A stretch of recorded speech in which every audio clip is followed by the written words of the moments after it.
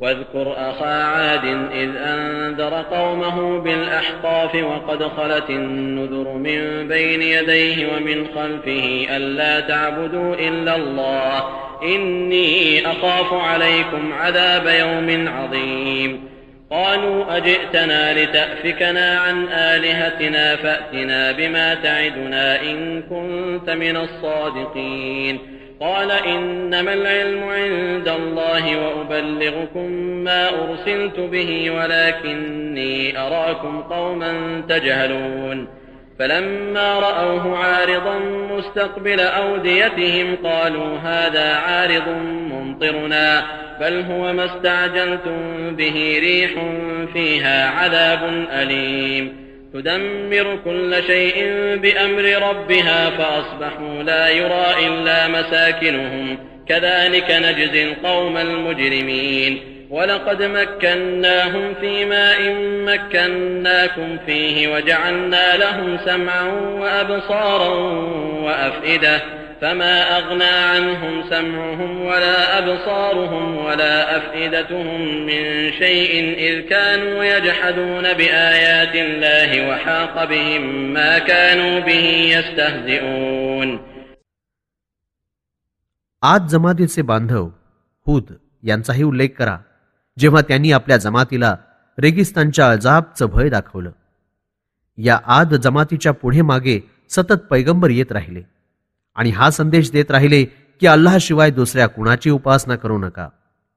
हूद यांनी असंही फरमावलं की मला भीती वाटते की तुम्हाला एक दिवस मोठ्या सक्त सजा यातनेत धरलं जाईल.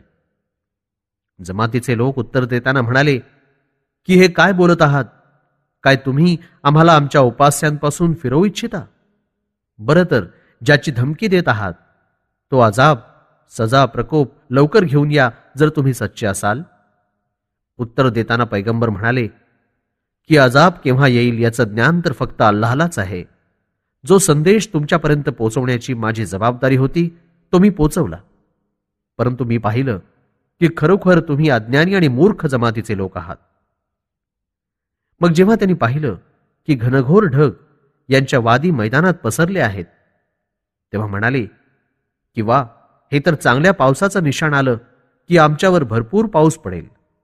नव्हे, उलट या ढगांमध्ये एक सक्त आणि वेगवान वादळाचा दुःखदायक अजाब आहे, ज्याची तुम्हाला फार घाई होती.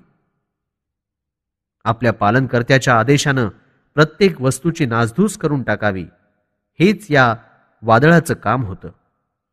मग काय, सकाळ होताच त्यांची विराण घरं तुटून पडलेली दिसू लागली.